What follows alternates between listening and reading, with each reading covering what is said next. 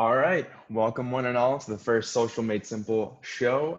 This is the first edition, and my name is Ryan Chiasson. I'm your MC, the man with the plan, and our first guest on the first show is none other than the CEO of Social Made Simple, David Black. David, thank you for joining us today. Thank you for having me, Ryan, in my own home and in your home. Welcome.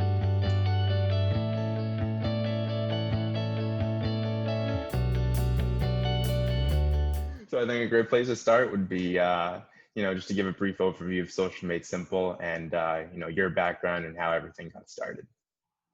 Sure. So I came from a mathematics degree at the University of Vermont, which I put to some use. My first job as a mortgage loan processor, at which I made $11,000 a year to begin with, and I thought that was more money than God at that point in my life. I was pretty happy.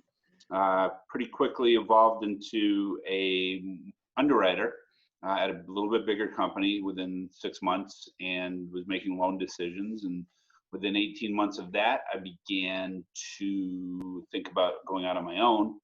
I had probably been one of the few humans that had ever read the Fannie Mae manual, so I kind of knew the real ins and outs more than most people did, certainly more than most of the loan officers I was working with at that point. And decided in April of 1987 to go give it a shot. And 27 years later, had a pretty successful career and pretty enjoyable time with a lot of great people. And then about 10 years ago, I was becoming, I'll admit it, a pretty great tennis player.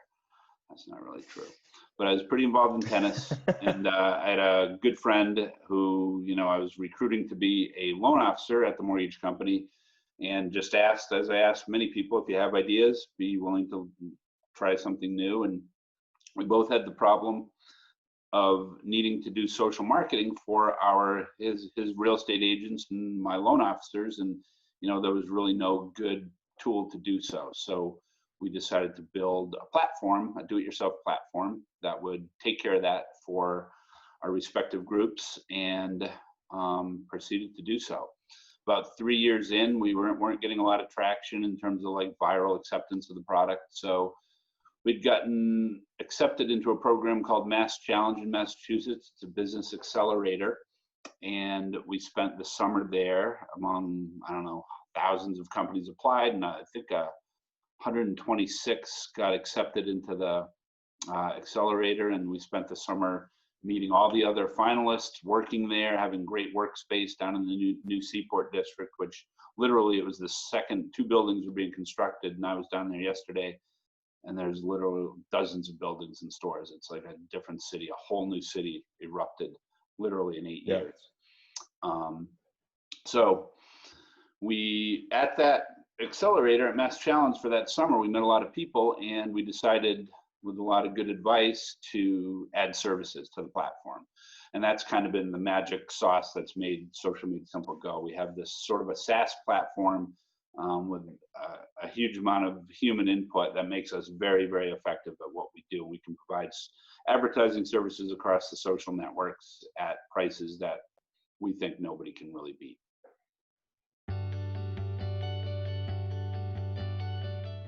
Correct. Yeah, I think what we did was take the power that was available on social networks. And I used to say that, it's not politically expedient or whatever the word is right now about Facebook, but Facebook had created for the first time in history the holy grail in advertising, knowing who you are and what you're all about, and being able to serve you ads was this sort of magical confluence of things that made Facebook a really effective marketing platform. So what we thought we could do was take the tools of Facebook, become experts at it, and use our own platform, which connected right into Facebook's platform, to really be able to offer services that maybe only bigger companies would previously have had access to, and offer that to small companies, and also do it at scale.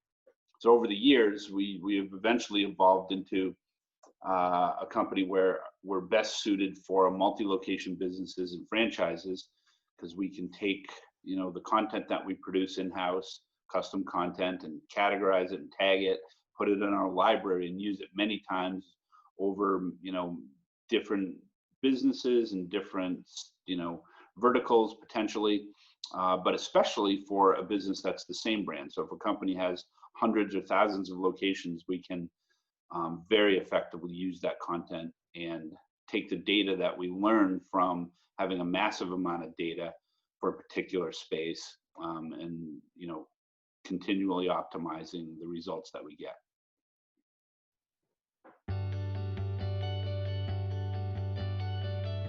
Yes. So we've had some fantastic partnerships over the years, many of which were public companies. So we've really gained a depth of experience in partnerships with, connecting the technologies and all the special things we do behind the scenes to really put us in a position to be able to scale for some big businesses. So as an example, some of the things we've done have been, say Constant Contact wanted to get into experimenting with offering a social product instead of just their regular email product. On a white label basis, we acted as Constant Contact and provided a social marketing advertising solution as Constant Contact. So we've been the social marketing engine inside for a number of large companies like that, including Endurance, who's now the owner of Constant Contact. Dex Media was one of our first large partners, who was an old Yellow Pages, which nobody might even know what that is in this day and age. But so we had thousands of all kinds of businesses, plumbers, electricians, anything you could imagine that were Yellow Page advertisers. We were doing social marketing for as Dex Media. So we've been the engine inside for many big companies over the years. So I know that we had just touched upon, the growth of SocialMadeSimple, over the past 10 years. Do you feel like there's anything that's really been constant throughout those 10 years or always rang true with SocialMadeSimple? I think the things that have rung true over the years are our focus on providing a great service, at a good price, and really producing value. Having been a small business owner my whole life, whenever we were in the market for any services, including marketing services, you wouldn't want to pay for something that wasn't going to do the job. So, when you were interviewing companies and something came along that spoke to you and said, yep, that's what I need, that's the question I ask myself and I ask everybody on a pretty regular basis. What is the thing that when they hear it, they're going to know that, yes, this is what we need. So, our commitment to delivering what we think is, big company value to the masses at scale. So, one of our current partners is in the medical space and has tens of thousands of medical practices as customers, and they've outsourced a lot of their social advertising to us. So we can, those aren't all the same business under the same brand, but it's similar content across a bunch of different medical specialties. So we can take that content, mix and match it, and make, post it in appropriate places and boost it and advertise it when appropriate as well. Just to go back as well, the other constant, I think, for me, I don't know how many more businesses I have in my future, and my goal is to make this a great business. And I think what I've focused on over the years is to try to develop a business where everybody, has a say, and that we're very open, and that we try to build a culture where everybody's engaged in the day-to-day business and understand what's going on in the day-to-day business. And hopefully that translates to our feeling, or our customers feeling that we're engaged with them as well, and that we're here to be a part of their team.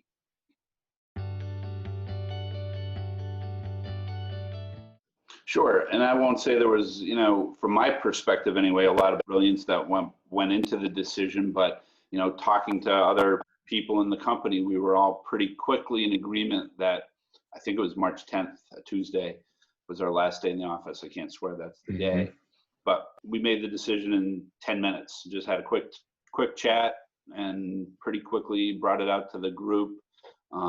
Everybody went home, took their monitors and computers and whatever else they needed. And I honestly think we didn't miss a beat. And I don't think we've missed a beat along the way.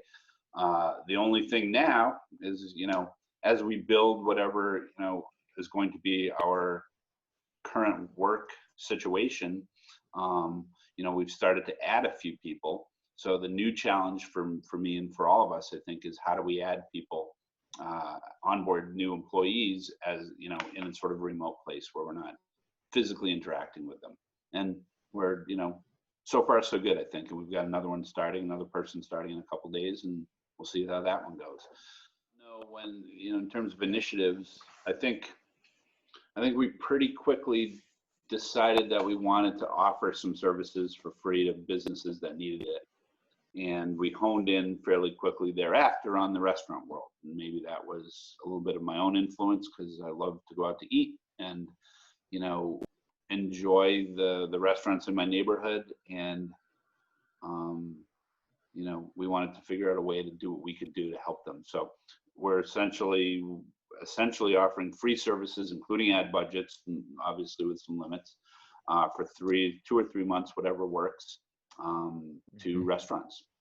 And I think they're important to our communities. And I think, the one thing, or having worked and been alive for nearly 60 years on this planet, you feel like the world moves awfully fast, and that what we do moves awfully fast. And, there's something to be said for having great communities, and, and for slowing down a little bit, and for having everybody, young people like yourself, seeing that, not everything has to be full speed ahead all the time. There's importance to looking outdoors and seeing dozens of people walking with their kids and their dogs and each other. And, it's still a strange vibe out there, and I think it'll take a long time to change our DNA, but I think there's definitely a better way to do the world and do living. And maybe this will be sort of an initiative on that path. And then with all the Black Lives Matter stuff, I think, I've said for years that we have no chance of being on this planet, any of us. Like, if you think about the odds of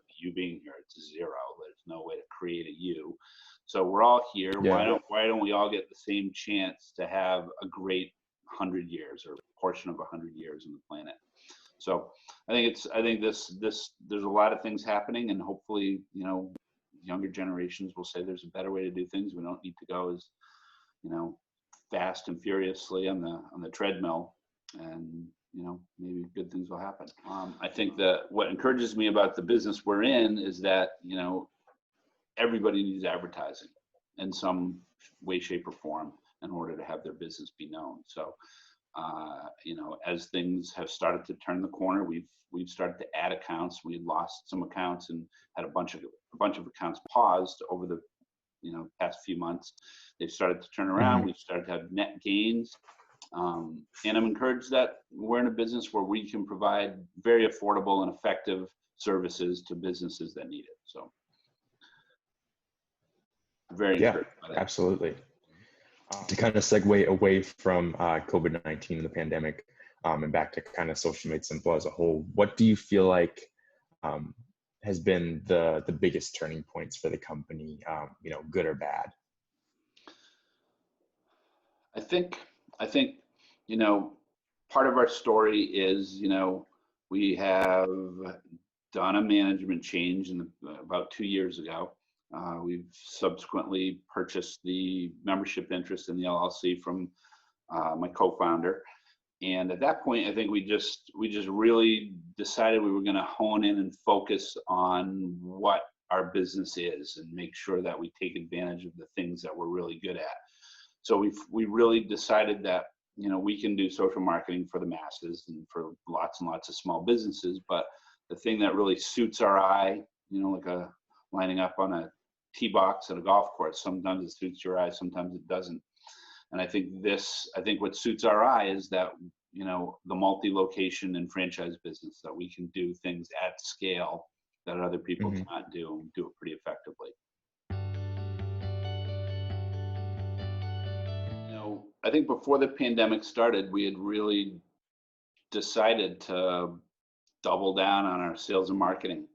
And, one of the things that we lacked. We've had, had plenty of opportunities over the years and gotten plenty of business, obviously, but our sales and marketing effort just was never really up to snuff for a company that's a marketer. And so we've, invested heavily in that, and in the sales and the tools and resources that go along with that.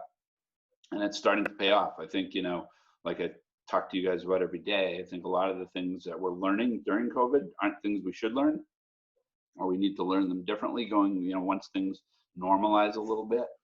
But, we've got a lot of people to talk to and having lots of interesting conversations and stuff starting to close, I think, in terms of new business for us. We're getting to the closing table, which is exciting. And, it's been 3 or 4 months since that's been the case. So I think for me, I'm really excited about that. And I think I want to, one of the things over the many years we've been in business is that we want to turn into a sales organization, and how you do that. And sales and marketing is all part of the same bucket.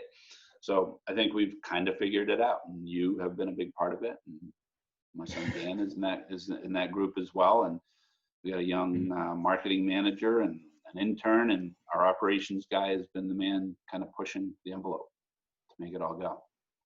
So we got a good group of people, and we're getting there. Couldn't have said it better myself. Well, thank you again for joining us today, David. Can't thank you enough. As always, if you folks are interested, you can always go to SocialMadeSimple.com to schedule a call with our team if you're interested in our services when it pertains to social media marketing and advertising. As always, David, pleasure, and we'll see you folks next time. Thanks, Ryan. And I'm going to head home now.